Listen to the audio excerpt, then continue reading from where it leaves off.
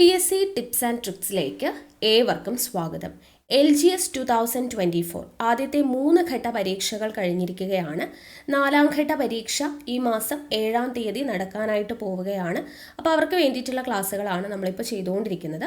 അപ്പോൾ നമ്മൾ കഴിഞ്ഞ ദിവസം LGSന്റെ ആദ്യ 3 ഘട്ടങ്ങളിലും ചോദിച്ച മുഴുവൻ ഇന്ത്യൻ ഭരണഘടനയുടെ ഭാഗത്തു നിന്നുള്ള ചോദ്യങ്ങളും അനുബന്ധ വിവരങ്ങളും നമ്മൾ ഡിസ്കസ് ചെയ്തു. അപ്പോൾ അത് ഒരുപാട് പേർക്ക് യൂസ്ഫുൾ ആയി എന്നറിഞ്ഞതിൽ ഒരുപാട് സന്തോഷം. അപ്പോൾ അതേപോലെ തന്നെ ബാക്കിയുള്ള എല്ലാ ടോപ്പിക്സും നമ്മൾ ചെയ്യാമെന്ന് പറഞ്ഞിട്ടുണ്ടായിരുന്നു. സോ ഇന്നത്തെ ക്ലാസ് എന്ന് പറയുന്നത് LGSന്റെ കഴിഞ്ഞ 3 ഘട്ടങ്ങളിലും ചോദിച്ചിട്ടുള്ള ബയോളജി ചോദ്യങ്ങളും അനുബന്ധ വിവരങ്ങളുമാണ് നമ്മൾ ഡിസ്കസ് ചെയ്യുന്നത്. അപ്പോൾ ഈ വീഡിയോ മുഴുവനായിട്ടും കണ്ടു പഠിച്ചു കഴിഞ്ഞാൽ അടുത്ത ഘട്ടത്തിൽ ബയോളജിയുടെ ഭാഗത്തു നിന്നുള്ള മാർക്ക് മുഴുവനായിട്ടും നിങ്ങൾക്ക് സ്കോർ ചെയ്യാൻ വേണ്ടി പറ്റുന്നതാണ്. ഓക്കെ, അപ്പോൾ എന്തായാലും നമുക്ക് ഒട്ടും വൈകാതെ തന്നെ ക്ലാസ്സിലോട്ട് കിടക്കാം. നമ്മുടെ ക്ലാസ്സുകളൊക്കെ ഇഷ്ടമാവുന്നുണ്ടെങ്കിൽ വീഡിയോ ഒന്ന് ലൈക്ക് ചെയ്യുക, മാക്സിമം ഫ്രണ്ട്സിനൊന്ന് ഷെയർ ചെയ്ത് കൊടുക്കുക. എന്തെങ്കിലും സജഷൻസ് ഉണ്ടെങ്കിൽ താഴെ കമൻറ്റായിട്ട് അറിയിക്കുക.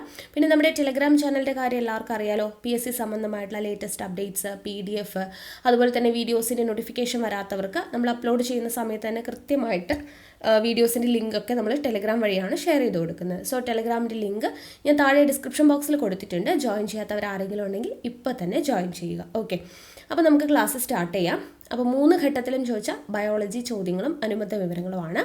അപ്പോൾ ആദ്യ ഘട്ടത്തിൽ ചോദിച്ച ആദ്യത്തെ ചോദ്യം, താഴെ പറയുന്നവയിൽ അസ്ഥികളുടെ ആരോഗ്യത്തിന് അത്യാവശ്യം വേണ്ട വിറ്റമിൻ ഏതാണ്? അസ്ഥികളുടെ ആരോഗ്യത്തിന് അത്യാവശ്യം വേണ്ട വിറ്റമിൻ ഏതാ? വിറ്റമിൻ D ആണ്. അപ്പോൾ വിറ്റമിൻ ഡിയുമായി ബന്ധപ്പെട്ട് അല്ലെങ്കിൽ വൈറ്റമിൻസുമായി ബന്ധപ്പെട്ട് നമുക്ക് SCERTയിൽ ഇങ്ങനെ ഒരു ഫ്ലോ ചാർട്ട് പഠിക്കാനുണ്ട്. അപ്പോൾ ഈ ഒരു ഫ്ലോ ചാർട്ട് പഠിച്ചു കഴിഞ്ഞാൽ ഈ ഭാഗത്തു നിന്നുള്ള മാർക്ക് സ്കോർ ചെയ്യാം.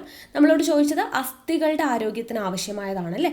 അപ്പോൾ നമുക്കിവിടെ കൃത്യമായിട്ട് ടെക്സ്റ്റിൽ കൊടുത്തിട്ടുണ്ട്. നോക്കിക്കേ, എല്ലുകളുടെയും പല്ലുകളുടെയും ആരോഗ്യം കണ്ടോ, കാൽസ്യം, ഫോസ്ഫറസ് എന്നിവയുടെ ആഗിരണം, ഇതിനൊക്കെ വേണ്ടത് എന്താണ്? വൈറ്റമിൻ D ആണ് എന്ന് കൃത്യമായിട്ട് കൊടുത്തിട്ടുണ്ട്. അപ്പോൾ ഇവിടെ നിന്നാണ് ഇത് ചോദിച്ചിരിക്കുന്നത്. അപ്പോൾ നമുക്ക് നോക്കാം, ഈ ഒരു ഫ്ലോ ചാർട്ട് പഠിക്കാം. അപ്പോൾ വൈറ്റമിൻസിനെ 2ആയിട്ട് നമുക്ക് തിരിക്കാം.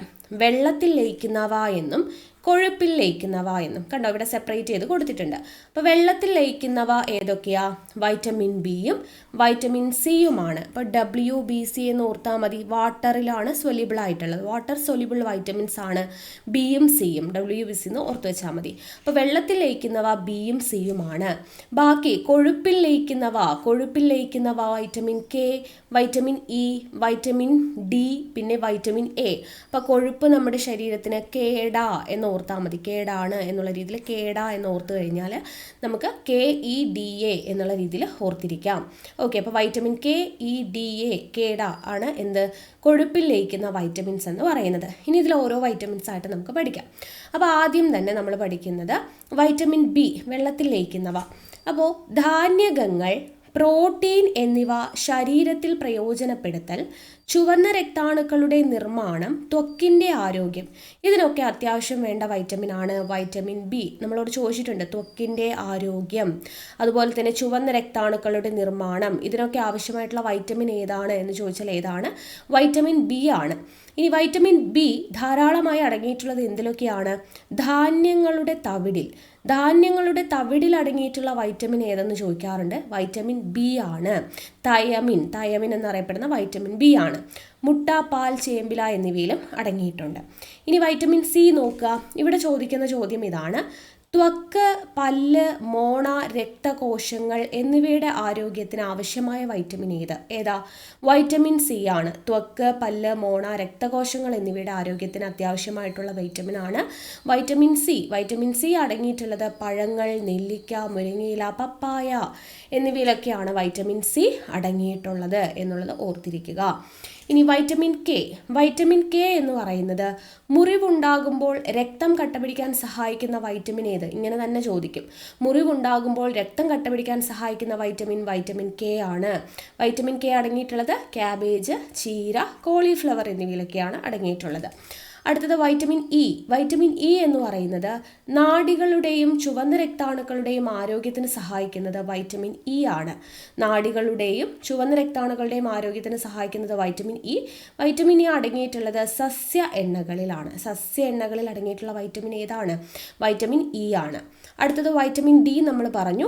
എല്ലുകളുടെയും പല്ലുകളുടെയും ആരോഗ്യം, കാൽസ്യം, ഫോസ്ഫറസ് എന്നിവയുടെ ആഗിരണം എന്നിവയ്ക്ക് ആവശ്യമായിട്ടുള്ള വൈറ്റമിൻ ആണ് വൈറ്റമിൻ ഡി. അതേപോലെ ചോദിച്ചതാണ്, അടുത്ത സ്റ്റേജിൽ തന്നെ അടുത്ത ചോദ്യം ചോദിച്ചു, സൂര്യപ്രകാശം ഏൽക്കുമ്പോൾ ശരീരത്തിൽ നിർമ്മിക്കപ്പെടുന്ന വൈറ്റമിൻസ് ഏതാണ്? ഏതാ? Vitamin D. സൂര്യപ്രകാശം ഏൽക്കുമ്പോൾ ശരീരത്തിൽ നിർമ്മിക്കപ്പെടുന്നത് വൈറ്റമിൻ ഡി ആണ്. പാലുൽപ്പന്നങ്ങളിൽ അടങ്ങിയിട്ടുണ്ട്. ഇനി വൈറ്റമിൻ എ. വൈറ്റമിൻ എ നോക്കുക, കണ്ണ്, ത്വക്ക്, മുടി എന്നിവയുടെ ആരോഗ്യത്തിന് സഹായിക്കുന്ന വൈറ്റമിൻ ആണ് വൈറ്റമിൻ എ. കണ്ണ്, ത്വക്ക്, മുടി എന്നിവയുടെ ആരോഗ്യം. വൈറ്റമിൻ എ അടങ്ങിയിട്ടുള്ളത് എന്തിലൊക്കെയാ?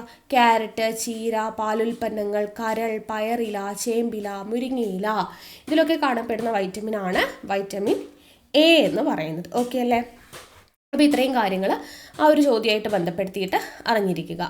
അടുത്ത ചോദ്യം, വന്യജീവികളോടൊപ്പം ചരിത്ര സ്മാരകങ്ങളെയും പ്രകൃതി വിഭവങ്ങളെയും ഭൗമ സവിശേഷതകളും സംരക്ഷിക്കുന്നതിനായി പ്രഖ്യാപിക്കപ്പെട്ടിരിക്കുന്ന വനമേഖല ഏതാണ്?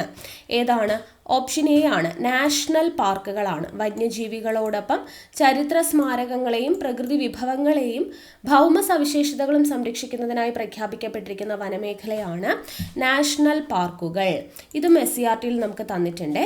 ഇൻസിറ്റ്യൂ കൺസർവേഷനും എക്സിറ്റ്യൂ കൺസർവേഷനും എന്താണെന്നുള്ളത് നോക്കാം. അതിലാണ് ഇത് വരുന്നത്. അപ്പോൾ ഇൻസിറ്റ്യൂ കൺസർവേഷൻ എന്നാൽ എന്താണ്? ജീവജാലങ്ങളെ അവയുടെ സ്വാഭാവിക ആവാസ വ്യവസ്ഥകളിൽ തന്നെ സംരക്ഷിക്കുന്ന രീതിയാണ് എന്ത്? In situ conservation. ജീവജാലങ്ങളെ അവയുടെ സ്വാഭാവിക ആവാസ വ്യവസ്ഥകളിൽ തന്നെ സംരക്ഷിക്കുന്നു. ഇനി എക്സിറ്റ്യൂ എന്ന് വെച്ചാൽ എന്താണ്? സ്വാഭാവിക ആവാസ വ്യവസ്ഥയ്ക്ക് പുറത്ത് സംരക്ഷിക്കുന്നതിനെയാണ് എക്സിറ്റ്യൂ കൺസർവേഷൻ എന്ന് പറയുന്നത്. ഇനി ഇൻസിറ്റ്യൂ കൺസർവേഷന് എക്സാമ്പിൾ ആണ് നമ്മൾ പഠിക്കുന്നത്.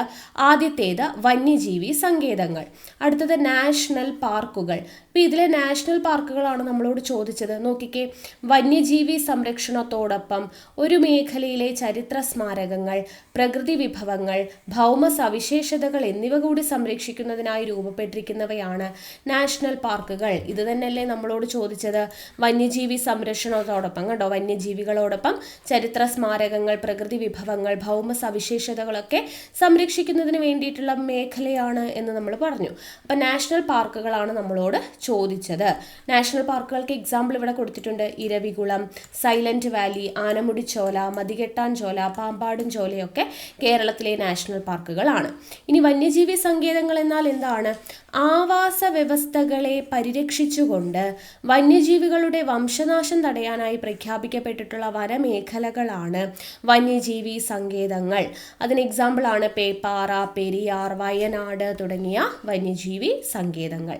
ഇനി അടുത്തത് ഇൻസിറ്റ്യൂ കൺസർവേഷൻ എക്സാമ്പിൾ ആണ് കമ്മ്യൂണിറ്റി റിസർവുകൾ. കമ്മ്യൂണിറ്റി റിസർവ് ആണ്, സ്ഥിരം ചോദിക്കുന്ന ചോദ്യമാണ്. പൊതുജന പങ്കാളിത്തത്തോടെ സംരക്ഷിക്കപ്പെടുന്ന പ്രദേശങ്ങളാണ് കമ്മ്യൂണിറ്റി റിസർവുകൾ. പൊതുജന പങ്കാളിത്തത്തോടുകൂടി സംരക്ഷിക്കപ്പെടുന്ന പ്രദേശങ്ങളാണ് എന്ത്?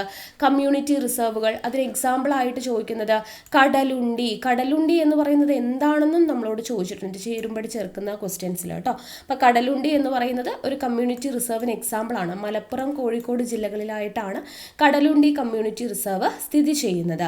അടുത്ത ഇൻസിറ്റ്യൂ കൺസർവേഷൻ എക്സാമ്പിൾ ആണ് ബയോസ്ഫിയർ റിസർവ്. എന്താണ് ബയോസ്ഫിയർ റിസർവ്? ലോകത്തിലെ പ്രധാനപ്പെട്ട ആവാസ വ്യവസ്ഥകളെയും ജൈവ വൈവിധ്യത്തെയും ജനിതക സ്രോതസ്സുകളെയും സംരക്ഷിക്കുക എന്ന ഉദ്ദേശത്തോടുകൂടി സ്ഥാപിക്കപ്പെട്ട വിശാലമായ ഭൂപ്രദേശമാണ് ബയോസ്ഫിയർ റിസർവ്. എക്സാമ്പിൾ ആണ് നീലഗിരി, അഗസ്ത്യമല തുടങ്ങിയവ. നീലഗിരി, അഗസ്ത്യമല തുടങ്ങിയവ ബയോസ്ഫിയർ റിസർവിന് എക്സാമ്പിൾ ആണ്. അടുത്തത് ഇൻസിറ്റ്യൂ കൺസർവേഷൻ എക്സാമ്പിൾ ആണ് കാവുകൾ. കാവുകൾ എന്താ? മനുഷ്യവാസ പ്രദേശങ്ങളിൽ സംരക്ഷിക്കപ്പെട്ടു വരുന്ന വിസ്തൃതി കുറഞ്ഞ ജൈവ വൈവിധ്യ മേഖലകളെയാണ് കാവുകൾ എന്ന് പറയുന്നത് എന്നുള്ളത് ഓർത്തിരിക്കുക. പ്രദേശത്തെ ജലസംരക്ഷണത്തിൽ കാവുകളുടെ പങ്ക് നിസ്തുലമാണ് എന്നുള്ളതും കൂടെ ഓർത്തിരിക്കുക. അപ്പോൾ ഇത്രയാണ് ഇൻസിറ്റ്യൂ കൺസർവേഷൻ എക്സാമ്പിൾ. വന്യജീവി സങ്കേതം, national park, community reserve, biosphere reserve, കാവുകൾ എന്നിവ. ഓക്കെ, ഇനി ഇക്കോളജിക്കൽ ഹോട്ട്സ്പോട്ടും കൂടി ഉണ്ട് കേട്ടോ. ഇക്കോളജിക്കൽ ഹോട്ട്സ്പോട്ട് എന്താണ്? ഇക്കോളജിക്കൽ ഹോട്ട്സ്പോട്ട് തദ്ദേശീയമായി ധാരാളം സ്പീഷീസുകൾ ഉൾക്കൊള്ളുന്നതും ആവാസനാശ ഭീഷണി നേരിടുന്നതുമായിട്ടുള്ള ജൈവ വൈവിധ്യ മേഖലകളെയാണ് ഇക്കോളജിക്കൽ ഹോട്ട്സ്പോട്ടുകൾ എന്ന് പറയുന്നത്. ഇവിടെ എക്സാമ്പിൾ നമ്മളോട് ചോദിച്ചിട്ടുണ്ട്. പശ്ചിമഘട്ടം, വടക്കുകിഴക്കൻ ഹിമാലയം, ഇന്തോ ബർമ മേഖല, ഇതൊക്കെയാണ് ഇക്കോളജിക്കൽ ഹോട്ട്സ്പോട്ടിന് എക്സാമ്പിൾ എന്ന് പറയുന്നത് കേട്ടോ. 3 എണ്ണം. ഇന്ത്യയിലുള്ള 3 ഇക്കോളജിക്കൽ ഹോട്ട്സ്പോട്ട് ഏതൊക്കെയാണ്? പശ്ചിമഘട്ടം, വടക്കുകിഴക്കൻ ഹിമാലയം, ഇൻഡോ ബർമ മേഖല. ഇതും നമ്മളോട് ചോദിച്ചിട്ടുണ്ട്. ഓക്കെ, അടുത്തത് എക്സിറ്റീവ് കൺസർവേഷൻ. എക്സിറ്റീവ് കൺസർവേഷൻ എന്ന് പറയുന്നതിന് എക്സാമ്പിൾ ആണ് സുവോളജിക്കൽ ഗാർഡൻ. നമുക്കറിയാലോ, വ്യത്യസ്ത ഇനങ്ങളിൽപ്പെട്ട ജന്തുക്കളെ പ്രത്യേകമായി പരിപാലിക്കുകയും വംശവർദ്ധനവിന് വേണ്ട സാഹചര്യങ്ങൾ ഒരുക്കുകയും ചെയ്യുന്ന സംരക്ഷണ കേന്ദ്രങ്ങളെയാണ് സുവോളജിക്കൽ ഗാർഡൻ എന്ന് പറയാം. ഇവിടെ സ്ഥിരമായിട്ട് ചോദിക്കുന്നത് സുവോളജിക്കൽ ഗാർഡൻ എവിടേക്കാണുള്ളത്? തൃശ്ശൂർ, തിരുവനന്തപുരത്തൊക്കെയാണ് സുവോളജിക്കൽ ഗാർഡൻ ഉള്ളത്. ഇനി ബൊട്ടാണിക്കൽ ഗാർഡൻ. ബൊട്ടാണിക്കൽ ഗാർഡൻ എന്ന് പറഞ്ഞാൽ എന്താ? വൈവിധ്യമാർന്ന സ്പീഷീസിൽ പെട്ടിട്ടുള്ള അപൂർവവും പ്രധാനപ്പെട്ടതുമായിട്ടുള്ള സസ്യങ്ങളെ സംരക്ഷിക്കുന്ന വിശാലമായിട്ടുള്ള ഗവേഷണ കേന്ദ്രങ്ങളാണ് ബൊട്ടാണിക്കൽ ഗാർഡൻ എന്ന് പറയുന്നത്. ഇവിടെ ചോദിക്കുന്ന ചോദ്യം എന്ന് പറയുന്നത് Jawaharlal Nehru tropical botanical garden and research institute സ്ഥിതി ചെയ്യുന്നത് എവിടെയാണെന്ന് ചോദിക്കാറുണ്ട്. തിരുവനന്തപുരത്ത് പാലോടാണ് കേട്ടോ. പാലോടാണ് Jawaharlal Nehru tropical botanical garden and research institute സ്ഥിതി ചെയ്യുന്നത്. അതേപോലെ തന്നെ ചോദിക്കുന്നതാണ് മലബാർ ബൊട്ടാണിക്കൽ ഗാർഡൻ എവിടെയാണെന്ന് ചോദിക്കും. കോഴിക്കോട് ഒളവണ്ണയിലാണ്. കോഴിക്കോട് ഒളവണ്ണ. അടുത്തത് ജീൻ ബാങ്കുകൾ. അതും എക്സിറ്റീവ് കൺസർവേഷൻ ആണ്. ജീൻ ബാങ്കുകൾ എന്താണ്? ജീൻ ബാങ്കുകൾ വിത്തുകൾ, ബീജങ്ങൾ മുതലായവ ശേഖരിക്കാനും ദീർഘകാലത്തേക്ക് സംരക്ഷിക്കുവാനുമുള്ള സംവിധാനങ്ങളുള്ള ഗവേഷണ കേന്ദ്രങ്ങളാണ് ജീൻ ബാങ്കുകൾ. ഇവിടെ ചോദിക്കുന്നത് Rajiv Gandhi centre for biotechnology എന്ന് പറയുന്നത് ഒരു ജീൻ ബാങ്കിന് ഉദാഹരണമാണ്. അത് എവിടെയാണ് സ്ഥിതി ചെയ്യുന്നതെന്ന് ചോദിക്കും. തിരുവനന്തപുരത്താണ് Rajiv Gandhi centre for biotechnology സ്ഥിതി ചെയ്യുന്നത്. ഓക്കെ അല്ലേ? ഇത്രയും അറിഞ്ഞിരിക്കാം. അടുത്ത ചോദ്യം, താഴെ പറയുന്നവയിൽ ഏത് കാർഷിക വിളയിൽ പെടുന്നതാണ്? വെള്ളായണി ഹ്രസ്വ. വെള്ളായണി ഹ്രസ്വ എന്ന് പറയുന്നത് കിഴങ്ങുവർഗ്ഗമാണ്. കിഴങ്ങുവർഗ്ഗം. ഇനി PSC സ്ഥിരമായിട്ട് ചോദിക്കുന്ന സങ്കര ഇനങ്ങൾ നമുക്ക് SCRTയിൽ തന്നിട്ടുള്ളതാണ്. സങ്കര ഇനം തെങ്ങുകൾ ഏതൊക്കെയാ? ചന്ദ്രലക്ഷ, ചന്ദ്രശങ്കര, ലക്ഷഗംഗ. ഇത് 3ഉമാണ് സങ്കര ഇനം തെങ്ങുകൾ എന്ന് പറയുന്നത്. അപ്പോൾ അതിൽ ചന്ദ്രലക്ഷ എന്ന് പറയുന്നത് ഏതൊക്കെ തമ്മിലാണ് ക്രോസ് ചെയ്തിരിക്കുന്നത് എന്നുള്ളത് അറിഞ്ഞിരിക്കണം. അപ്പം ചന്ദ്ര എന്ന് പറയുമ്പോൾ ചാ വെച്ചിട്ടല്ലേ തുടങ്ങുന്നത്. സോ ചാ വെച്ച് തുടങ്ങുന്ന ചാവക്കാട് ഓറഞ്ച് അവിടെ ഉണ്ടായിരിക്കും. ഇനി ലക്ഷ എന്ന് പറയുമ്പോൾ എപ്പോഴും ലക്ഷദ്വീപ് ഓർഡിനറി ഉണ്ടായിരിക്കും. അപ്പം ചന്ദ്രലക്ഷ എന്ന് പറയുമ്പോൾ ചാവക്കാട് ഓറഞ്ചും ലക്ഷദ്വീപ് ഓർഡിനറിയും. ചാവക്കാട് ഓറഞ്ചും ലക്ഷദ്വീപ് ഓർഡിനറിയും. ഇനി ചന്ദ്രശങ്കര. ചന്ദ്ര എന്ന് പറയുമ്പോൾ എന്ത് വേണമെന്ന് പറഞ്ഞു? ചാ വെച്ച് തുടങ്ങുന്ന ചാവക്കാട് ഓറഞ്ച് വേണം. അപ്പം ചാവക്കാട് ഓറഞ്ചായി. പിന്നെ ശങ്കരയാണ്, അത് വെസ്റ്റ് കോസ്റ്റ് ടോളാണ് കേട്ടോ. വെസ്റ്റ് കോസ്റ്റ് ടോളും ചാവക്കാട് ഓറഞ്ചും കൂടെ ചേരുന്നതാണ് ചന്ദ്രശങ്കര. ഇനി ലക്ഷഗംഗ. ലക്ഷ എന്ന് പറഞ്ഞാൽ എന്ത് വേണം? ലക്ഷദ്വീപ് ഓർഡിനറി വേണമെന്ന് ഞാൻ പറഞ്ഞു. അപ്പം ലക്ഷദ്വീപ് ഓർഡിനറിയും ഗംഗ എന്ന് പറയുമ്പോൾ ഗംഗയിൽ തുടങ്ങുന്ന ഗംഗാബോന്ധം, ഇത് രണ്ടും കൂടെ ക്രോസ് ചെയ്യുന്നതാണ് ലക്ഷഗംഗ. അപ്പം ചന്ദ്രലക്ഷ, ചന്ദ്രശങ്കര, ലക്ഷഗംഗ ഇത് 3ഉം തെങ്ങിൻ്റെ സങ്കരയിനങ്ങളാണ്. ചന്ദ്രലക്ഷ എന്ന് പറയുന്നത് ചാവക്കാട് ഓറഞ്ചും ലക്ഷദ്വീപ് ഓർഡിനറിയും ക്രോസ് ചെയ്യുന്നതാണ്. ലക്ഷഗംഗ എന്ന് പറയുന്നത് ലക്ഷദ്വീപ് ഓർഡിനറിയും ഗംഗാബോന്ധവും. ചന്ദ്രശങ്കര എന്ന് പറയുന്നത് ചാവക്കാട് ഓറഞ്ചും വെസ്റ്റ് കോസ്റ്റ് ടോളുമാണ്. ഇത് ഓൾറെഡി ചോദിച്ചിട്ടുണ്ട് കേട്ടോ. ഇനി അടുത്തത് നെല്ലിൻ്റെ സങ്കരയിനങ്ങൾ ഏതൊക്കെയാ? പവിത്ര, ഹ്രസ്വ, അന്നപൂർണ. പവിത്ര, ഹ്രസ്വ, അന്നപൂർണ എന്നിവ നെല്ലിൻ്റെ സങ്കരയിനങ്ങളാണ്. പയറിൻ്റേത് ഏതൊക്കെയാ? ലോല, മാലിക, ഭാഗ്യലക്ഷ്മി, ജ്യോതിക. ലോല, മാലിക, ഭാഗ്യലക്ഷ്മി, ജ്യോതിക എന്നിവ പയറിൻ്റെ സങ്കരയിനങ്ങളാണ്. പച്ചമുളകിൻ്റേത് ഉജ്ജ്വല, ജ്വാലാമുഖി, അനുഗ്രഹ. ഉജ്ജ്വല, ജ്വാലാമുഖി, അനുഗ്രഹ എന്നിവ പച്ചമുളകിൻ്റേത്. വെണ്ടയുടേത് നമ്മളോട് ഓൾറെഡി ചോദിച്ചിട്ടുണ്ട്. കിരൺ, അർക്ക, അനാമിക, സൽകീർത്തി. ഇതെല്ലാം വെണ്ടയുടെ സങ്കരയിനങ്ങളാണ്. കിരൺ, അർക്ക, അനാമിക, സൽകീർത്തി. ഇനി വഴുതനയുടേതാണ് സൂര്യ, ശ്വേത, ഹരിത, നീലിമ. നിറങ്ങളുടെ പേര് പോലെ ഉണ്ട് അല്ലേ. ശ്വേതം എന്ന് പറഞ്ഞാൽ വെള്ളയാണ്, ഹരിത എന്ന് പറഞ്ഞാൽ പച്ചയാണ്, നീലിമ നീലയാണ്. അപ്പോൾ സൂര്യ, ശ്വേത, ഹരിത, നീലിമ വഴുതനയുടേതാണ്. തക്കാളിയുടേത് ഏതൊക്കെയാ? മുക്തി, അനഘ, അക്ഷയ. മുക്തി, അനഘ, അക്ഷയ എന്നിവ തക്കാളിയുടെ സങ്കരയിനമാണെന്ന് ഓർത്തിരിക്കുക. ഓക്കെ. അടുത്ത ചോദ്യം, വിസർജ്യ വസ്തുക്കളുടെ സാന്നിധ്യം മൂലം മലിനമാക്കപ്പെട്ട കുടിവെള്ളം ഉപയോഗിക്കുന്നതിലൂടെ ഉണ്ടാകുന്ന രോഗം. മലിനമാക്കപ്പെട്ട കുടിവെള്ളം ഉപയോഗിക്കുന്നതിലൂടെ ഉണ്ടാകുന്ന രോഗമാണ് ഡയറിയ എന്ന് പറയുന്നത്. അപ്പോൾ ഇത് നമുക്ക് SCERTയിൽ ഒരു ടേബിൾ പഠിക്കാനുണ്ട്.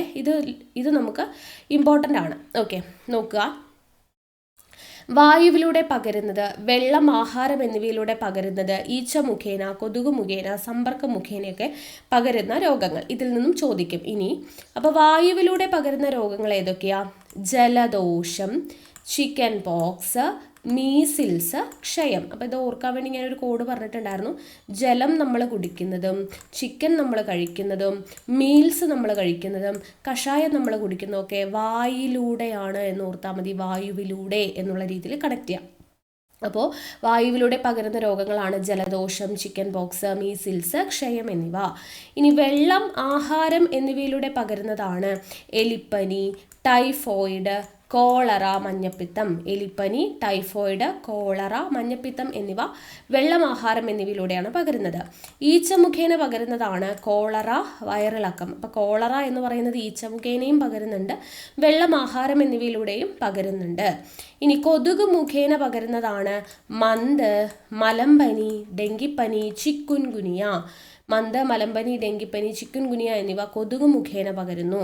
സമ്പർക്കം മുഖേന പകരുന്നതാണ് ചെങ്കണ്ണ്, കുഷ്ഠം എന്നിവ. ചെങ്കണ്ണ്, കുഷ്ഠം എന്നിവ ഓർത്തിരിക്കണേ. അടുത്ത ചോദ്യം, മനുഷ്യ രക്തപര്യന വ്യവസ്ഥയുമായി ബന്ധപ്പെട്ട പ്രസ്താവനകൾ പരിശോധിച്ച് ചുവടെ നൽകിയിരിക്കുന്നവയിൽ നിന്നും ശരി ഉത്തരം കണ്ടെത്തുക എന്നാണ് പറഞ്ഞിരിക്കുന്നത്. ഉത്തരം ഓപ്ഷൻ സി ആണ്. പ്രസ്താവന 4 ആണ് ശരി. ശ്വാസകോശ ധമനി അശുദ്ധ രക്തം വഹിക്കുന്നു എന്നുള്ളതാണ്. അപ്പോൾ ഇത് പഠിക്കാൻ വേണ്ടിയിട്ട് നമുക്ക് ടെക്സ്റ്റ് ബുക്കിൽ നമ്മുടെ നോക്കുക, ഹൃദയത്തിൻ്റെ നെടുകയുള്ള ഛേദം എന്ന് പറഞ്ഞിട്ട് ഒരു ചിത്രം തന്നിട്ടുണ്ട്. അപ്പോൾ ഇത് വെച്ച് നമുക്കിതൊന്ന് ജസ്റ്റ് മനസ്സിലാക്കി വയ്ക്കാം. അപ്പോൾ ഇവിടെ നമുക്ക് വലത് ഏട്രിയം കാണുന്നുണ്ട്. നിങ്ങൾക്ക് ജസ്റ്റ് മനസ്സിലാവാൻ വേണ്ടി സിമ്പിളായിട്ട് പറഞ്ഞുതരാണ്. ഇവിടെ വലത് ഏട്രിയം കാണുന്നുണ്ട് അല്ലേ? ഇത് വലത് ഏട്രിയം. ഇവിടെ അതുപോലെ തന്നെ ഇടത് ഏട്രിയം ഉണ്ട്. അപ്പോൾ വലത് ഏട്രിയം എന്ന് പറയുന്നതിൽ എപ്പോഴും അശുദ്ധ രക്തമായിരിക്കും. അശുദ്ധ രക്തം അഥവാ ഇംപ്യുവർ ബ്ലഡ് ആയിരിക്കും ഉണ്ടായിരിക്കുക. ഇംപ്യുവർ ബ്ലഡ് ആയിരിക്കും വഹിക്കുക വലത് ഏട്രിയം. അശുദ്ധ രക്തം അഥവാ ഇംപ്യുവർ ബ്ലഡ് എന്ന് പറഞ്ഞാൽ എന്താണ്?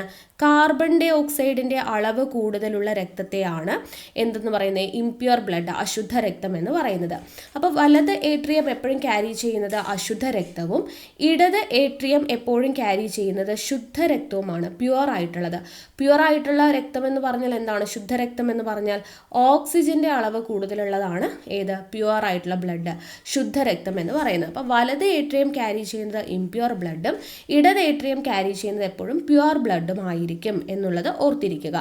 ഇനി ഈ വലത് ഏട്രിയവും ഇടത് ഏട്രിയവും സങ്കോചിക്കുമല്ലോ, സങ്കോചിക്കും. ഇതാണ് എന്ത്? വലത് ഏട്രിയം, ഇതാണ് ഇടത് ഏട്രിയം.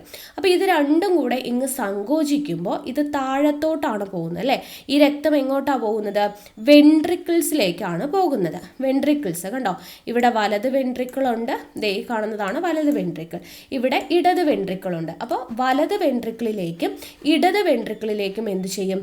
ഈ ഇംപ്യുവർ ബ്ലഡ് ഇങ്ങോട്ട് ഫ്ലോ ചെയ്യും. കണ്ടോ, താഴത്തോട്ട് ഇങ്ങനെ ഫ്ലോ ചെയ്യും സങ്കോചിക്കുന്ന സമയത്ത്. ഇനി ഇവ ഇടത് വെൻട്രിക്കിളിലും വലത് വെൻട്രിക്കിളിലും എത്തിയിട്ടുണ്ട്. ഓക്കെ, അപ്പോൾ വലത് ഏട്രിയത്തിലുള്ളത് എന്താണ്? ഇംപ്യുവർ ബ്ലഡ് ആണ്. ആ ഇംപ്യുവർ ബ്ലഡ് ഇവിടെ എത്തിയിട്ടുണ്ട്. ഇവിടെ ആണെങ്കിലോ ഇടത് ഏട്രിയത്തിൽ പ്യുവർ ബ്ലഡ് ആണ്. ആ പ്യുവർ ബ്ലഡ് ഇവിടെ എത്തിയിട്ടുണ്ട്, ഇടത് വെൻട്രിക്കിളിലും എത്തിയിട്ടുണ്ട്. ഇനി ഈ വെൻട്രിക്കിൾസ് എന്ത് ചെയ്യും? സങ്കോചിക്കും അല്ലേ? അപ്പോൾ ഈ വെൻട്രിക്കിൾസ് സങ്കോചിക്കുന്ന സമയത്ത് ഈ ബ്ലഡ് തിരിച്ച് ഈ ഏട്രിയത്തിലോട്ട് തന്നെ പോകുമോ? ഇല്ല, പോകത്തില്ല. എന്തുകൊണ്ടാണ്? അങ്ങനെ പോവാതിരിക്കാൻ വേണ്ടിയിട്ടാണ് ഇതിനെ രണ്ടിനെയും കൂടെ സെപ്പറേറ്റ് ചെയ്തിട്ട് ഇവിടെ ട്രൈക്കസ്പിഡ് വാൽവ്, കണ്ടോ ഈ ഒരു വാൽവ് കാണുന്നില്ലേ? ട്രൈക്കസ്പിഡ് വാൽവ് എന്നാണ് പറയുക. വലത് ഏട്രിയത്തിനെയും വലത് വെൻട്രിക്കിളിനെയും സെപ്പറേറ്റ് ചെയ്തിട്ട് ട്രൈക്കസ്പിഡ് വാൽവ് കാണുന്നുണ്ട്. അതേപോലെ ഇടത് ഏട്രിയത്തിനെയും ഇടത് വെൻട്രിക്കിളിനെയും കൂടെ സെപ്പറേറ്റ് ചെയ്തിട്ട് ഇവിടെ എന്ത് കാണുന്നുണ്ട്? ബൈക്കസ്പിഡ് വാൽവ് കാണുന്നുണ്ട്. അപ്പോൾ ഈ രണ്ട് വാൽവുകളാണ് എന്തിനെ ഹെൽപ്പ് ചെയ്യുന്നത്? ഈ വെൻട്രിക്കിളുകൾ സങ്കോചിക്കുന്ന സമയത്ത് തിരിച്ച് ഈ ബ്ലഡ് മുകളിലേക്ക് ഏട്രിയത്തിലോട്ട് കടക്കാതിരിക്കാൻ വേണ്ടിയിട്ട് സഹായിക്കുന്നത് ഈ രണ്ട് വാൽവുകളാണ്. ട്രൈക്കസ്പിഡ് വാൽവ് എന്ന് പറയുന്നത് വലത് ഏട്രിയത്തെയും വലത് വെൻട്രിക്കിളിനെയും തമ്മിൽ സെപ്പറേറ്റ് ചെയ്യുന്നു.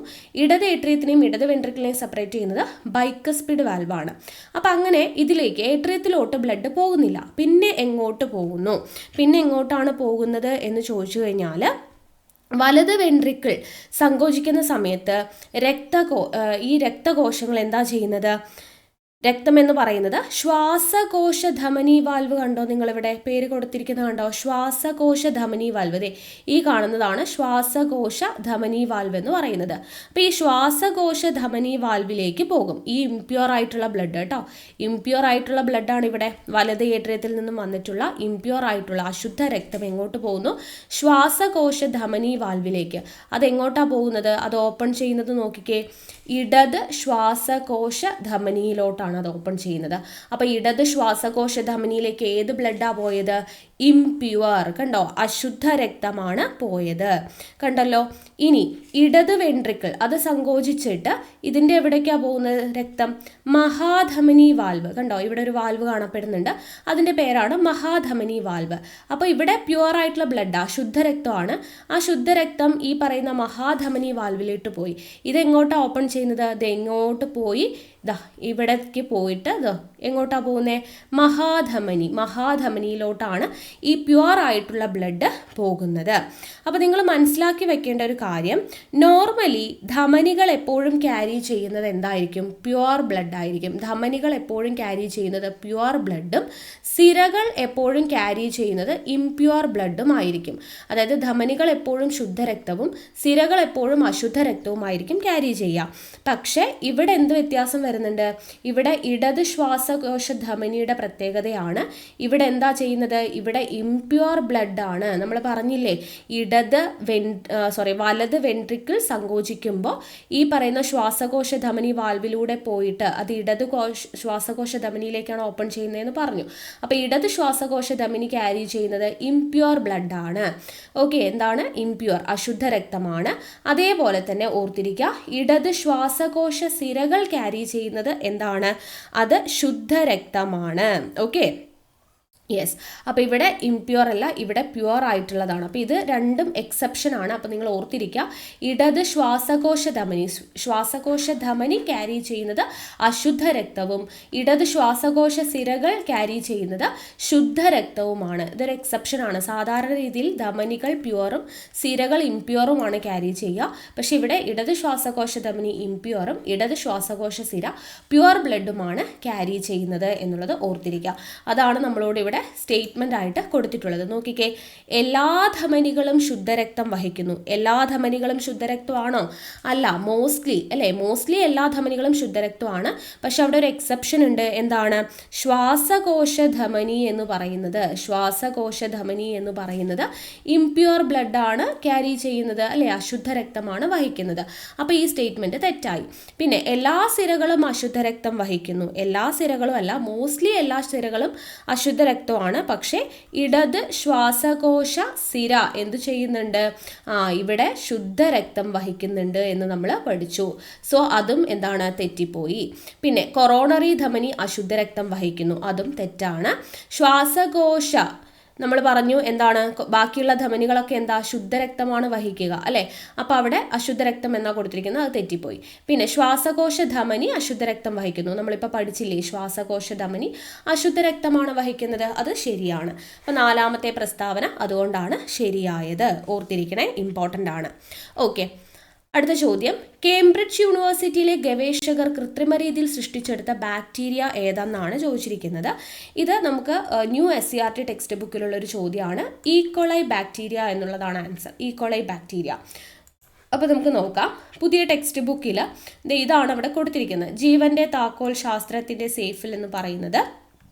അപ്പോൾ അതിൽ നമുക്ക് താഴെ നമുക്ക് കാണാൻ വേണ്ടി പറ്റും. നോക്കാം, ജനിതക എഞ്ചിനീയറിംഗിലൂടെ ആദ്യത്തെ കൃത്രിമ ബാക്ടീരിയ യാഥാർത്ഥ്യമായി.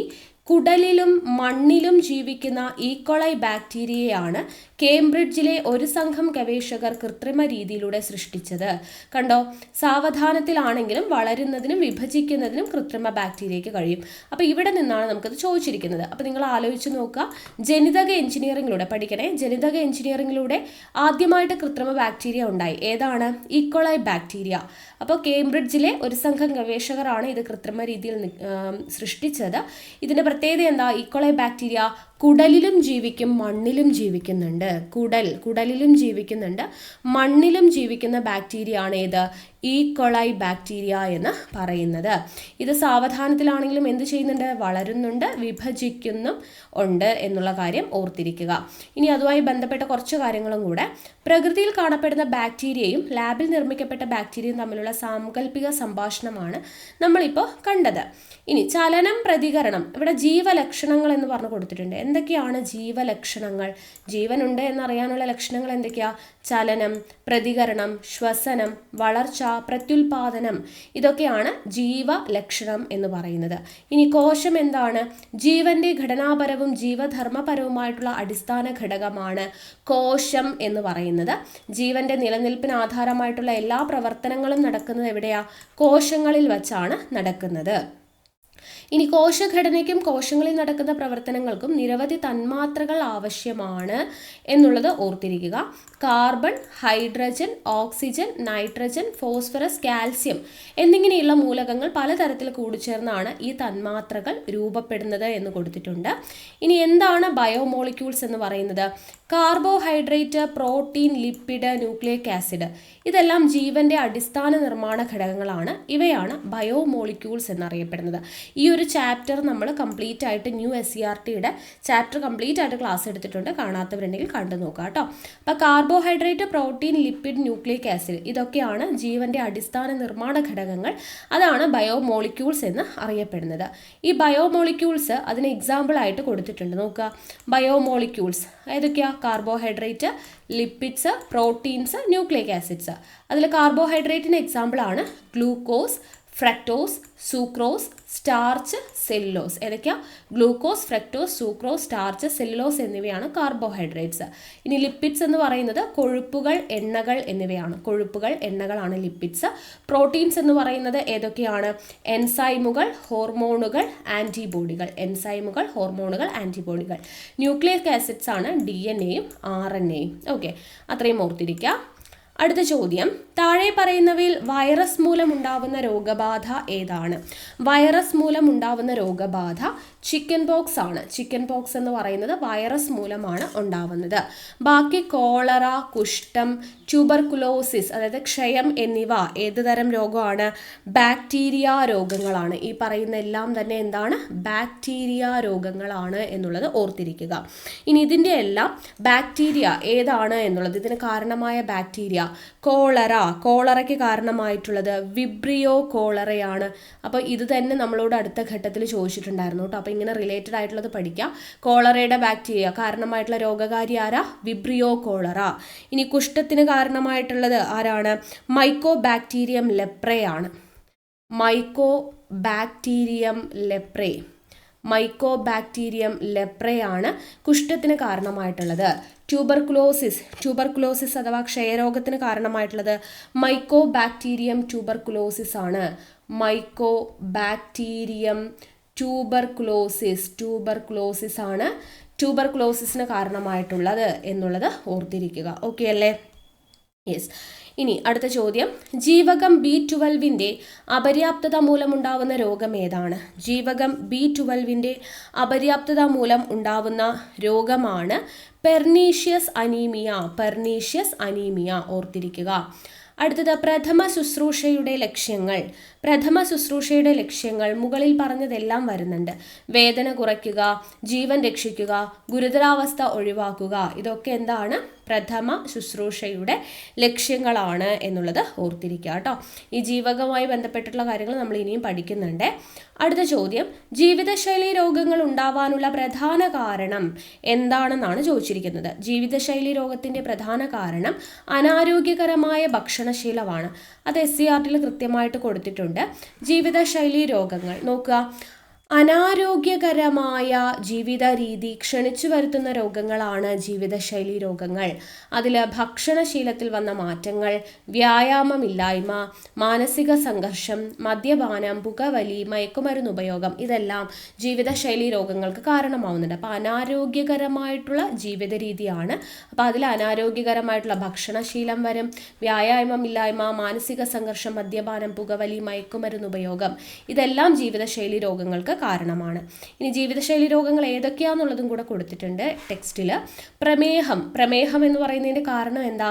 ഇൻസുലിൻ്റെ കുറവോ പ്രവർത്തന വൈകല്യമോ ആണ്. ഇൻസുലിൻ്റെ കുറവോ പ്രവർത്തന വൈകല്യമോ കാരണം ഉണ്ടാവുന്നതാണ് പ്രമേഹം. ഫാറ്റി ലിവർ, കരളിൽ കൊഴുപ്പടിഞ്ഞുകൂടുവാൻ ഇടയാവുന്നതിനെയാണ് ഫാറ്റി ലിവർ എന്ന് പറയുന്നത്. പക്ഷാഘാതം എപ്പോഴും ചോദിക്കുന്നതാണ്. മസ്തിഷ്കത്തിലെ രക്തക്കുഴലുകൾ പൊട്ടുന്നത് മൂലം ഉണ്ടാവുന്നതും രക്തപ്രവാഹം തടസ്സപ്പെടുന്നതുമായിട്ടുള്ള അവസ്ഥയാണ് പക്ഷാഘാതം എന്ന് പറയുന്നത്. ഇനി അമിത രക്തസമ്മർദ്ദം എന്താ? കൊഴുപ്പടിഞ്ഞ് രക്തധമനികളുടെ വ്യാസം കുറയുന്നതാണ് അമിത രക്തസമ്മർദ്ദത്തിന് കാരണം. ഇനി ഹൃദയാഘാതത്തിന് കാരണം എന്താ? ഹൃദയത്തിലേക്ക് രക്തം എത്തിക്കുന്ന കൊറോണറി ധമനികളിൽ കൊഴുപ്പടിഞ്ഞ് രക്തപ്രവാഹം തടസ്സപ്പെടുന്നതാണ് ഹൃദയാഘാതത്തിന് കാരണം. അപ്പോൾ ഇതിൽ സ്ഥിരമായിട്ട് ചോദിക്കുന്നത് പക്ഷാഘാതത്തിൻ്റെ കാരണം തരും. മസ്തിഷ്കത്തിലെ രക്തക്കുഴലുകൾ പൊട്ടുന്നത് എന്ന് പറഞ്ഞിട്ട് കൊടുക്കും. അത് പക്ഷാഘാതമാണെന്ന് ഓർത്തിരിക്കുക. എല്ലാത്തിൻ്റെയും കാരണങ്ങൾ ഇമ്പോർട്ടൻ്റ് ആണ്. ഓക്കെ, അടുത്ത ചോദ്യം നോക്കാം. മാംസ്യത്തിൻ്റെ കുറവ് മൂലമുണ്ടാവുന്ന രോഗം. മാംസ്യത്തിൻ്റെ കുറവ് മൂലമുണ്ടാവുന്ന രോഗമാണ് ക്വാഷിയോർക്കർ. മാംസ്യം എന്നാൽ പ്രോട്ടീൻ. അതും നമുക്ക് ടെക്സ്റ്റിൽ തന്നിട്ടുണ്ട്. നോക്കുക. ശരീരനിർമ്മിതിക്കും, ഇത് ഇതുപോലെ തന്നെ നമ്മളോട് ചോദിച്ചിട്ടുണ്ട് കേട്ടോ. ശരീരനിർമ്മിതിക്കും വളർച്ചയ്ക്കും സഹായകമായ പ്രധാനപ്പെട്ട ആഹാര ഘടകമാണ് പ്രോട്ടീൻ അഥവാ മാംസ്യം എന്നും ചിലപ്പോൾ ഓപ്ഷനിൽ തരും. പ്രോട്ടീൻ അഥവാ മാംസ്യം. അപ്പോൾ ശരീരനിർമ്മിതിക്കും വളർച്ചയ്ക്കും സഹായകമായിട്ടുള്ള ആഹാര ഘടകം ഏതാണ്? പ്രോട്ടീൻ അഥവാ മാംസ്യമാണ്. ശരീരത്തിലെ കോശങ്ങൾ, മുടി, ദഹനരസങ്ങൾ തുടങ്ങിയവയുടെ നിർമ്മാണത്തിന് പ്രോട്ടീൻ ആവശ്യമാണ്. ധാന്യങ്ങളുടെ അഭാവത്തിൽ ഊർജോൽപാദനത്തിനും എന്ത് പ്രയോജനപ്പെടുത്തുന്നുണ്ട്? പ്രോട്ടീൻ പ്രയോജനപ്പെടുത്തുന്നുണ്ട്. ഇനി പ്രോട്ടീനിൽ അടങ്ങിയിട്ടുള്ള ഘടകങ്ങൾ പഠിച്ചു വെച്ചേക്കാം. Hydrogen, carbon, oxygen, nitrogen, sulphur എന്നിവയാണ് പ്രോട്ടീനിൽ അടങ്ങിയിട്ടുള്ളത്. Hydrogen, carbon, oxygen, nitrogen, sulphur എന്നിവയാണ് അടങ്ങിയിട്ടുള്ളത്. ഒരാളുടെ ശരീരഭാരത്തിനനുസരിച്ച് 1 കിലോഗ്രാമിന് 1 ഗ്രാം എന്ന തോതിലാണ് പ്രോട്ടീൻ ആവശ്യമായിട്ടുള്ളത്. 1 കിലോഗ്രാമിന് 1 ഗ്രാം എന്ന തോതിലാണ് പ്രോട്ടീൻ ആവശ്യമായിട്ട് ഉള്ളത് എന്നുള്ളത് ഓർത്തിരിക്കുക. ഇനി ഇവിടെ ക്വാഷിയോർക്കർ എന്ന് പറഞ്ഞ് കൊടുത്തിട്ടുണ്ട് കണ്ടോ. പ്രോട്ടീൻ്റെ അഭാവം മൂലം ഉണ്ടാവുന്ന രോഗമാണ് ക്വാഷിയോർക്കർ എന്ന് പറയുന്നത്. ഇത് ബാധിച്ചു കഴിഞ്ഞാൽ ശരീരം ശോഷിച്ചും വയർ വീർത്തും ഇരിക്കും. പ്രോട്ടീൻ കുറയുന്നത് വളർച്ച മുരടിക്കുവാൻ കാരണമാവുന്നു. അപ്പോൾ പ്രോട്ടീൻ അഥവാ മാംസ്യം എന്നുള്ള രീതിയിലായിരിക്കും കൊടുത്തിട്ടുണ്ടായിരിക്കുക. ഓക്കെ, അടുത്ത ചോദ്യം. വില്ലൻ ചുമയ്ക്ക് കാരണമാവുന്ന രോഗകാരി. വില്ലൻ ചുമയ്ക്ക് കാരണമാവുന്ന രോഗകാരി ബോർഡറ്റെല്ല പെർട്ടൂസിസ് ആണ്. ബോർഡറ്റെല്ല പെർട്ടൂസിസ് ആണ് വില്ലൻ ചുമയ്ക്ക് കാരണമാവുന്നത്. അപ്പോൾ ഈ വില്ലൻ ചുമ എന്ന് പറയുന്നതുണ്ടല്ലോ ഒരു എന്താണ് ബാക്ടീരിയ രോഗമാണെന്ന് ഓർത്തിരിക്കുക. ബാക്ടീരിയ രോഗമാണ് വില്ലൻ ചുമ എന്ന് പറയുന്നത്, അല്ലെങ്കിൽ പെർട്ടൂസിസ് എന്ന് പറയും. ഇത് പകരുന്നത് വായുവിലൂടെയാണ് പകരുന്നത്. വായുവിലൂടെ പകരുന്ന രോഗമാണ് വില്ലൻ ചുമ അഥവാ പെർട്യൂസിസ് എന്ന് പറയുന്നത്. ഇപ്പോൾ വില്ലൻ ചുമ അഥവാ പെർട്യൂസിസ് എന്നറിയപ്പെടുന്നു. ബാക്ടീരിയ രോഗമാണ്, വായുവിലൂടെയാണ് പകരുന്നത്. രോഗകാരി ആരാണ്? ബോർഡറ്റെല്ല പെർട്യൂസിസ് എന്നുള്ളത് ഓർത്തിരിക്കുക. അടുത്ത ചോദ്യം. ചിക്കൻ പോക്സിൻ്റെ പ്രതിരോധത്തിനുള്ള വാക്സിൻ. ചിക്കൻ പോക്സിൻ്റെ പ്രതിരോധത്തിനുള്ള വാക്സിൻ എന്ന് പറയുന്നത് വെരിസെല്ല വാക്സിൻ ആണ്. Varicella vaccine. അപ്പോൾ ചിക്കൻ പോക്സ് എന്ന് പറയുന്നതിൻ്റെ രോഗകാരി വെരിസെല്ല സോസ്റ്റർ ആണ്. വെരിസെല്ല സോസ്റ്റർ ആണ് ചിക്കൻ പോക്സിൻ്റെ രോഗകാരി എന്ന് പറയുന്നത്. ചിക്കൻ പോക്സ് എന്ന് പറയുന്നത് ഒരു വൈറസ് രോഗമാണെന്ന് ഓർത്തിരിക്കുക. ഇത് പകരുന്നത് എങ്ങനെയാണ്? വായുവിലൂടെയാണ്. വായുവിലൂടെ പകരുന്ന രോഗമാണ് ചിക്കൻ പോക്സ് എന്ന് പറയുന്നത്. അതും ഓർത്തിരിക്കുക. ഓക്കെ, അടുത്ത ചോദ്യം. ചുവടെ നൽകിയിരിക്കുന്നതിൽ ചെറുകുടലുമായി യോജിച്ച പ്രസ്താവന. ചെറുകുടലുമായി യോജിച്ച പ്രസ്താവന ഓപ്ഷൻ സി ആണ്. 1ഉം 2ഉമാണ്. ആഹാരത്തിലെ പോഷക ഘടകങ്ങൾ രക്തത്തിലേക്ക് ആഗിരണം ചെയ്യപ്പെടുന്ന ഭാഗമാണ് എന്നുള്ളതും വില്ലസുകൾ കാണപ്പെടുന്ന ഭാഗമാണ് എന്നുള്ളതുമാണ് ശരിയായിട്ടുള്ളത്. അപ്പോൾ ഇത് നമുക്ക് ടെക്സ്റ്റിൽ പഠിക്കാൻ വേണ്ടിയിട്ടുണ്ട്. ലഘുപോഷകങ്ങളുടെ ആഗിരണം എന്ന് പറഞ്ഞിട്ട് 6 മീറ്ററോളം നീളമുള്ളതും, അപ്പോൾ ചെറുകുടലിൻ്റെ നീളം നമ്മളോട് ചോദിക്കാറുണ്ട്. എത്രയാണ്? 6 മീറ്ററാണ്. 6 മീറ്ററോളം നീളമുള്ളതും 2.5 സെൻറ്റിമീറ്ററോളം വ്യാസമുള്ളതുമായ നീണ്ടു ചുരുണ്ടതും പേശി നിർമ്മിതവുമാണ് ചെറുകുടൽ എന്ന് പറയുന്നത്. അപ്പോൾ വ്യാസം 2.5 സെൻറ്റിമീറ്റർ, നീളം 6 മീറ്റർ. ഇനി ഇതിൻ്റെ ആദ്യ ഭാഗമാണ് പക്വാശയം. അപ്പോൾ ചെറുകുടലിൻ്റെ ആദ്യ ഭാഗം അറിയപ്പെടുന്ന പേരെന്താണ്? പക്വാശയം എന്നാണ് അറിയപ്പെടുന്നത്. ചെറുകുടലിൻ്റെ സവിശേഷ ഘടന ദഹനത്തിനും ആഗിരണ പ്രക്രിയയ്ക്കും ഏറെ സഹായകമാണ്. ഉൾഭിത്തിയിലുടനീളം വിരൽ പോലുള്ള ഭാഗങ്ങൾ കാണപ്പെടുന്നു. ഇവയാണ് വില്ലസുകൾ. അപ്പോൾ വില്ലസുകൾ കാണപ്പെടുന്ന ഭാഗം എന്ന് പറഞ്ഞില്ലേ, അത് ശരിയാണ്. ഇനി ഇവ ചെറുകുടലിലെ ആഗിരണ പ്രതല വിസ്തീർണം അനേകം മടങ്ങ് വർദ്ധിപ്പിക്കുന്നു. അപ്പോൾ വില്ലസുകൾ എന്താ ചെയ്യുന്നത്? ചെറുകുടലിൻ്റെ ആഗിരണ പ്രതല വിസ്തീർണം വർദ്ധിപ്പിക്കുന്നു. ഓക്കെ, ഇനി നമുക്കിവിടെ ചെറുകുടൽ എന്ന് പറഞ്ഞിട്ട് പുതിയ SCERT ടെക്സ്റ്റിൽ കൊടുത്തിട്ടുള്ള കാര്യങ്ങളാണ് കൊടുത്തിട്ടുള്ളത്. നോക്കുക. കരൾ, പാൻക്രിയാസ് എന്നിവ ഉൽപ്പാദിപ്പിക്കുന്ന ദഹനരസങ്ങൾ ചെറുകുടലിലെത്തി ദഹനത്തെ സഹായിക്കുന്നു. ചെറുകുടൽ ഉൽപ്പാദിപ്പിക്കുന്ന ഇൻഡസ്റ്റൈനൽ ജ്യൂസിലെ വിവിധ കാർബോഹൈഡ്രേറ്റ്സുകൾ സങ്കീർണ കാർബോഹൈഡ്രേറ്റുകളെ ലഘുഘടകങ്ങളായ ഗ്ലൂക്കോസ്, ഫ്രക്ടോസ്, ഗാലക്ടോസ് എന്നിവയാക്കുന്നു എന്ന് കൊടുത്തിട്ടുണ്ട്. നോക്കി വയ്ക്കണേ.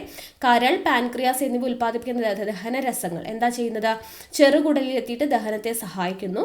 ചെറുകുടൽ ഉൽപ്പാദിപ്പിക്കുന്ന ഇൻഡസ്റ്റൈനൽ ജ്യൂസിലെ വിവിധ കാർബോഹൈഡ്രേറ്റ്സുകൾ എന്ത് ചെയ്യുന്നു? സങ്കീർണ കാർബോഹൈഡ്രേറ്റുകളെ ലഘുഘടകങ്ങളായിട്ടുള്ള ഗ്ലൂക്കോസ്, ഫ്രക്ടോസ്, ഗാലക്ടോസ് എന്നിവയാക്കിയിട്ട് മാറ്റുന്നു.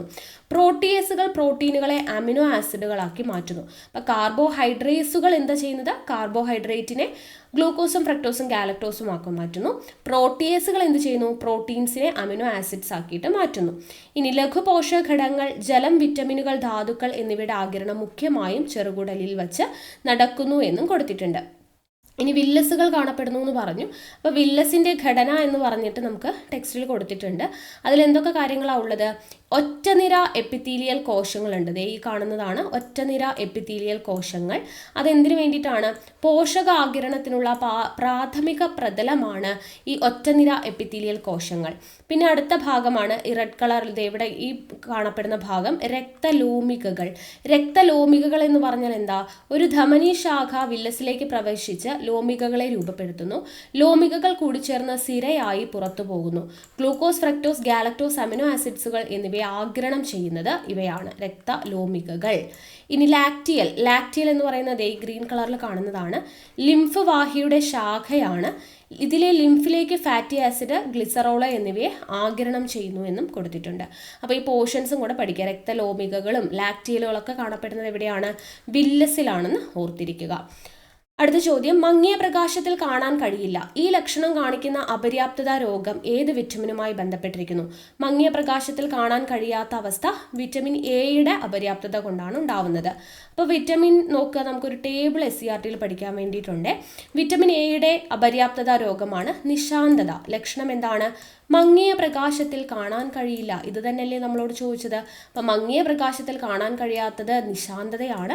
ഏത് വിറ്റമിൻ്റെ അപര്യാപ്തതയാ? Vitamin A. അടുത്തത്, വായിൽ വ്രണങ്ങൾ വരുന്നത് എന്തിൻ്റെ അപര്യാപ്തതയാണ്? വായ്പുണ്ണാണ്. വായ്പുണ്ണാണ്. വിറ്റമിൻ ബിയുടെ അപര്യാപ്തത രോഗമാണ് വായ്പുണ്ണ്. വായിൽ വ്രണങ്ങൾ വരുന്നതാണ് ലക്ഷണങ്ങൾ.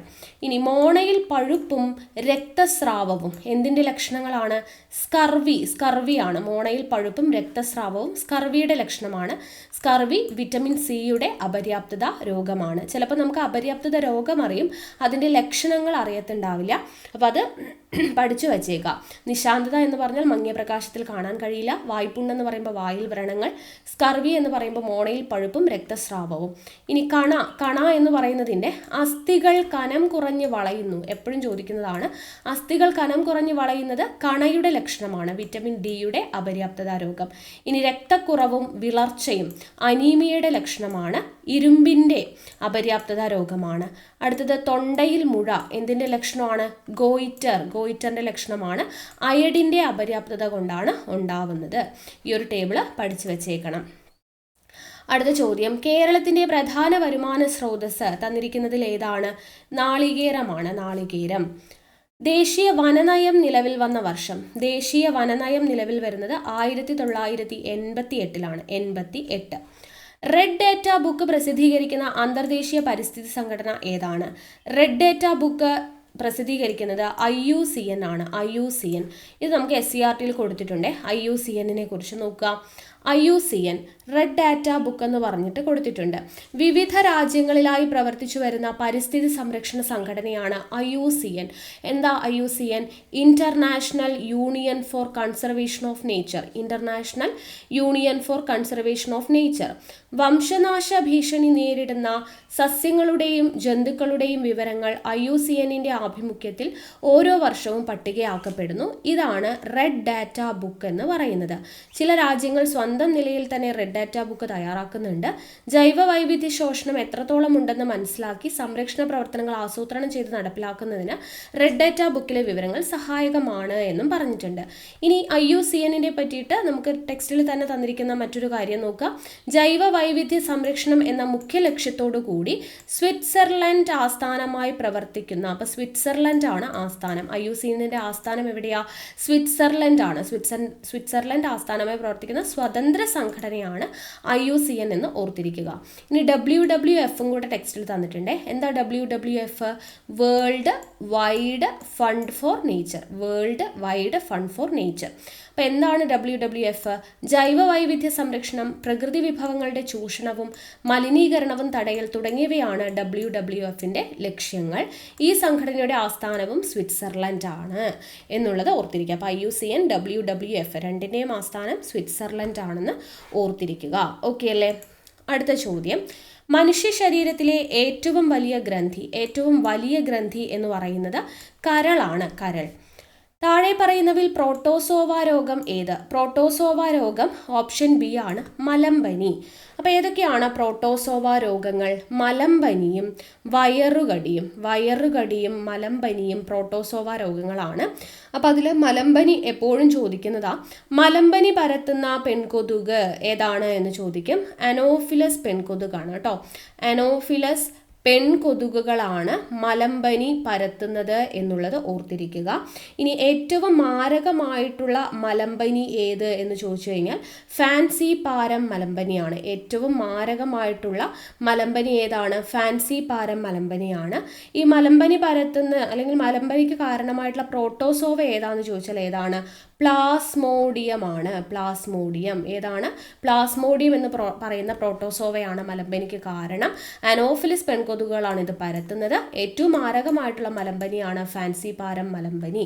കൂടാതെയുള്ള ഒരു പ്രോട്ടോസോവ രോഗമാണ് വയറുകടി എന്ന് പറയുന്നത്. ഓക്കെ, അടുത്തത്, രക്തം കട്ടപിടിക്കാൻ സഹായിക്കുന്ന പ്ലാസ്മ പ്രോട്ടീൻ ഏതാണ്?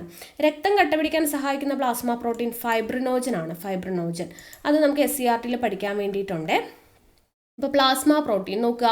പ്ലാസ്മ രക്തത്തിൻ്റെ 55% വരുന്ന ഇളം മഞ്ഞ നിറമുള്ള ദ്രാവകമാണ് പ്ലാസ്മ. അപ്പോൾ രക്തത്തിൻ്റെ 55% എന്താണ്? പ്ലാസ്മയാണ്.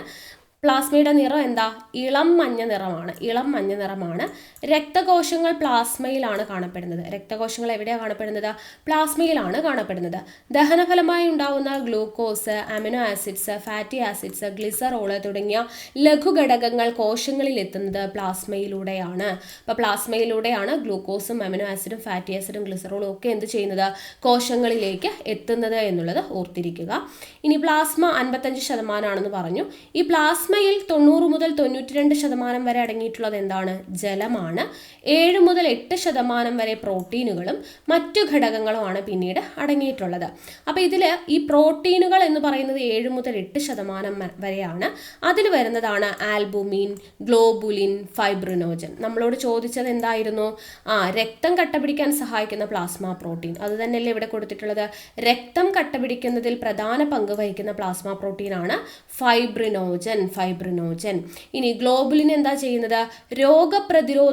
രോഗപ്രതിരോധത്തിന് സഹായിക്കുന്ന പ്ലാസ്മ പ്രോട്ടീൻ ഏതാന്ന് ചോദിച്ചാൽ ഏതാണ്? ഗ്ലോബുലിൻ ആണ്. ഇനി രക്തസമ്മർദ്ദം ക്രമീകരിക്കുന്ന പ്ലാസ്മ പ്രോട്ടീൻ ഏതാണ്?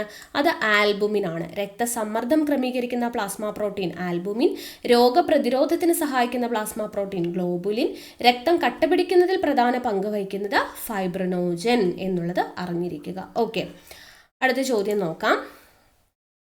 മസ്തിഷ്കത്തിലെ വൈദ്യുത തരംഗങ്ങളെ രേഖപ്പെടുത്താൻ ഉപയോഗിക്കുന്ന ഉപകരണം. മസ്തിഷ്കത്തിലെ വൈദ്യുത തരംഗങ്ങളെ രേഖപ്പെടുത്താൻ ഉപയോഗിക്കുന്ന ഉപകരണമാണ് EEG എന്ന് പറയുന്നത്. ഇത് നമുക്ക് ഇതുപോലെ തന്നെ SCERTയിൽ കൊടുത്തിട്ടുണ്ട്. നോക്കുക, മസ്തിഷ്കത്തിലെ വൈദ്യുത തരംഗങ്ങളെ രേഖപ്പെടുത്താൻ സഹായിക്കുന്ന ഉപകരണമാണ് EEG എന്താ? Electro encephalogram. ഓക്കെ, ഇനി അടുത്ത നമ്മളോട് ചോദിക്കാം, ഹൃദയപേശിയിലെ വൈദ്യുത തരംഗങ്ങളെ രേഖപ്പെടുത്താൻ സഹായിക്കുന്ന ഉപകരണം. ഹൃദയപേശിയിലെ വൈദ്യുത തരംഗങ്ങളെ രേഖപ്പെടുത്താൻ സഹായിക്കുന്നതാണ് ECG. ECGയുടെ പൂർണ്ണരൂപം ഇലക്ട്രോ കാർഡിയോഗ്രാം എന്നതാണ്. ഇനി അടുത്തത്, അൾട്രാസോണിക് ശബ്ദ തരംഗങ്ങൾ ഉപയോഗിച്ച് ആന്തരാവയവങ്ങളുടെ ഘടന മനസ്സിലാക്കാൻ ഉപയോഗിക്കുന്നത് അൾട്രാസൗണ്ട് സ്കാനറാണ്.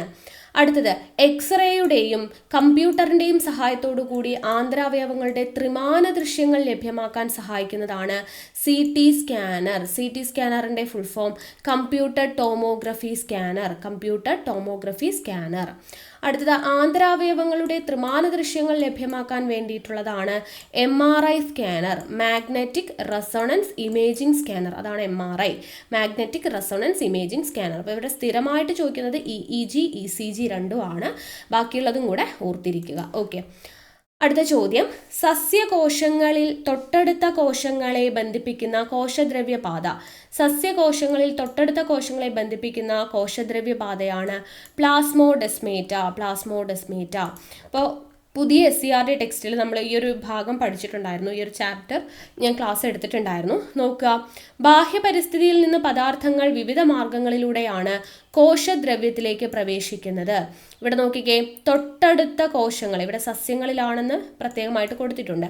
സസ്യങ്ങളിൽ തൊട്ടടുത്ത കോശങ്ങളെ ബന്ധിപ്പിക്കുന്ന പ്ലാസ്മോഡെസ്മേറ്റ എന്ന കോശദ്രവ്യപാതകളിലൂടെയാണ് പദാർത്ഥങ്ങൾ എന്ത് ചെയ്യുന്നത്? കോശദ്രവ്യത്തിലേക്ക് പ്രവേശിക്കുന്നത് എന്ന് കൊടുത്തിട്ടുണ്ട്. അപ്പോൾ പ്ലാസ്മോഡെസ്മേറ്റ എന്നുള്ളത് കൊടുത്തിട്ടുണ്ട്. അതല്ലാതെ എങ്ങനെയൊക്കെയാണ്? കോശഭിത്തിയിലൂടെ, കോശങ്ങൾക്കിടയിലുള്ള സ്ഥലത്തിലൂടെ, അതുപോലെ ഒരു കോശത്തിൽ നിന്ന് മറ്റൊന്നിലേക്ക് പ്ലാസ്മ സ്ഥലത്തിലൂടെയൊക്കെ ബാഹ്യപരിസ്ഥിതിയിൽ നിന്നും പദാർത്ഥങ്ങൾ കോശദ്രവ്യത്തിലേക്ക് പ്രവേശിക്കുന്നുണ്ട്. ഏതില്? സസ്യങ്ങളിൽ എന്നുള്ളത് കേട്ടോ. അപ്പോൾ ഈ ഒരു ക്ലാസ് ഡീറ്റെയിൽഡ് ആയിട്ട് നമ്മൾ എടുത്തിട്ടുണ്ട്, കാണാത്തവരുണ്ടെങ്കിൽ കാണുക. അമീബിക് മെനിഞ്ചോ എൻസെഫലൈറ്റിസ് എന്ന രോഗത്തിന്റെ രോഗകാരി നെഗ്ലേറിയ ഫൗലേറി.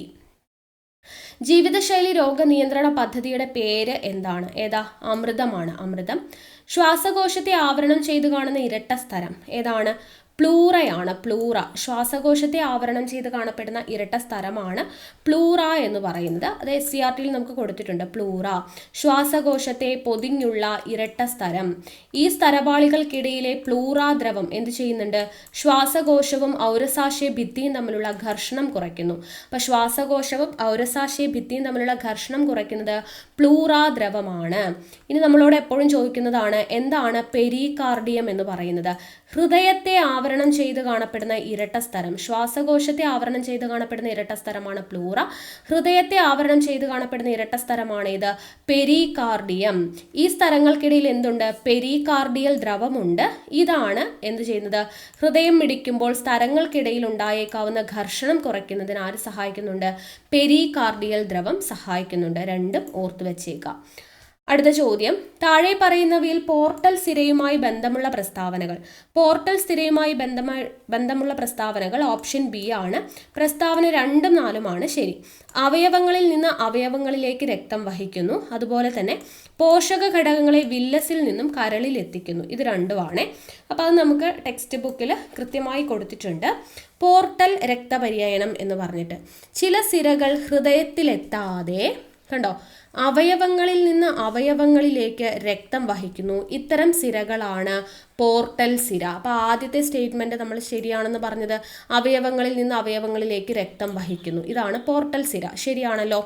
ഇനി അടുത്തത് നോക്കുക, അവ ഒരു അവയവത്തിൽ നിന്ന് ലോമികകളായി ആരംഭിച്ച് മറ്റൊരു അവയവത്തിൽ ലോമികളായി അവസാനിക്കുന്നു. പോർട്ടൽ സിരകൾ ഉൾപ്പെട്ട രക്തപര്യനമാണ് പോർട്ടൽ വ്യവസ്ഥ. ഉദാഹരണം ഹെപ്പാറ്റിക് പോർട്ടൽ വ്യവസ്ഥ.